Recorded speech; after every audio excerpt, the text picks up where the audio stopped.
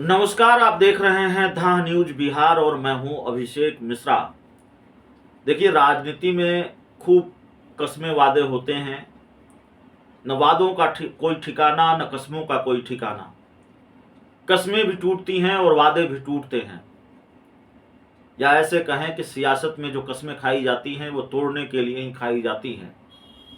बहुत ईमानदारी से कभी बिहार के पूर्व मुख्यमंत्री जीतन राम मांझी ने कहा था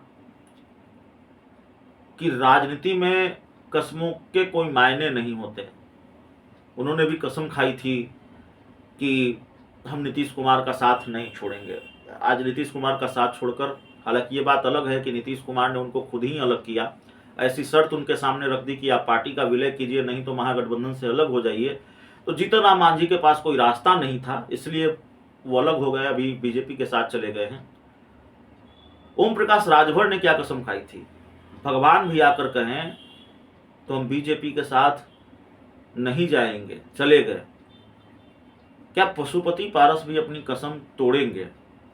ये सवाल है। हम बिल्कुल नहीं कह रहे हैं कि वो तोड़ने जा रहे हैं, लेकिन बिहार की सियासत जिस खेल की तरफ बढ़ती हुई दिखाई दे रही है, ऐसा लगता है कि पशुपति पारस भी अपनी कसम तोड़ सकते हैं या अपनी कसम तोड़ने के लिए मजबूर हो जाएं। बार बार हम इस बात की चर्चा कर रहे हैं कि हाजीपुर सीट से कौन लड़ेगा। पशुपति पारस लड़ेंगे कि चिराग पासवान लड़ेंगे, एनडीए कोटे से कौन लड़ेगा।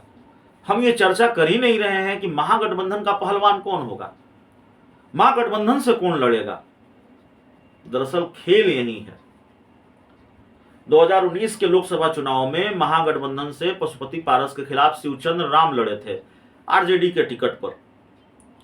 शिवचंद्र राम बड़े दलित चेहरा हैं, आरजेडी के शीर्ष नेतृत्व के बहुत चहेते हैं और एक वक्त पर उनके प्रदेश अध्यक्ष बनने तक की चर्चा थी। 2015 में जब बिहार में महागठबंधन की सरकार बनी, तब शिवचंद्र राम कला एवं संस्कृति मंत्री बनाए गए थे। तो क्या इस बार भी शिवचंद्र राम ही आरजेडी के टिकट से चुनाव लड़ेंगे हाजीपुर से? दरअसल इस बात की गुंजाइश कम नजर आ रही है। इस बार एक दूसरे खेल की संभावना नजर आ रही है। इस खेल की संभावना नजर आ रही है। बहुत चर्चा है कि हाजीपुर लोकसभा सीट से कहीं बोड़ो प्लेयर न उतार दे। बोड़ो प्लेयर का मतलब होता है दूसरी टीम से आया हुआ खिलाड़ी, सब लोग जानते हैं, और उसको फिर अपनी तरफ से खिलाकर मैच जीतने की कोशिश होती है। बोरो प्लेयर का मतलब यही होता है। तो क्या आरजेडी जेडीयू यानी महागठबंधन बोड़ो प्लेयर को हाजीपुर सीट से मैदान में उतारने जा रही है? अब सवाल है कि ये बोड़ो प्लेयर कौन होगा। बहुत चर्चा है कि पशुपति पारस ये बोरो प्लेयर हो सकते हैं, इस बोरो प्लेयर के रोल में हो सकते हैं। उन्होंने कसम खाई है कि जब तक मैं जिंदा हूं बीजेपी के साथ हूं, एनडीए में रहूंगा। लेकिन क्या उनकी भी कसम टूट जाएगी? वो भी अपनी कसम तोड़ देंगे? भारतीय जनता पार्टी ने अगर सीटों की डिमांड नहीं मानी, चाहे वो हाजीपुर सीट हो या पशुपति पारस की दूसरी सिटिंग सीटें हों, अगर सीटों को लेकर बीजेपी से सहमति नहीं बनी, तब भी क्या वो अपनी कसम पर डिगे रहेंगे? तब भी पशुपति पारस क्या भाजपा के साथ ही रहेंगे? यह भी अपने आप में बड़ा सवाल है। नीतीश कुमार ने एक बयान दिया था कुछ महीने पहले कि अभी देखते जाइए, एनडीए से भी लोग आएंगे, अभी तो चुनाव करीब आएगा तब लोग आएंगे।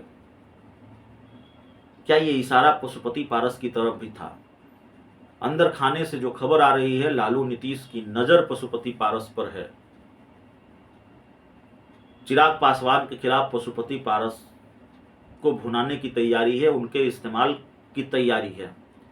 और बीजेपी ने पशुपति पारस की डिमांड नहीं मानी या ऐसी कोई सहमति नहीं बनी, कोई बीच का रास्ता नहीं निकला और पशुपति पारस को बिल्कुल किनारे करने की कोशिश हुई या उनकी डिमांड को बहुत गंभीरता से बीजेपी ने नहीं लिया, अनदेखा किया, तो बिहार की सियासत में ये खेल हो सकता है। इसको आप खारिज नहीं कर सकते। बहुत बहुत धन्यवाद।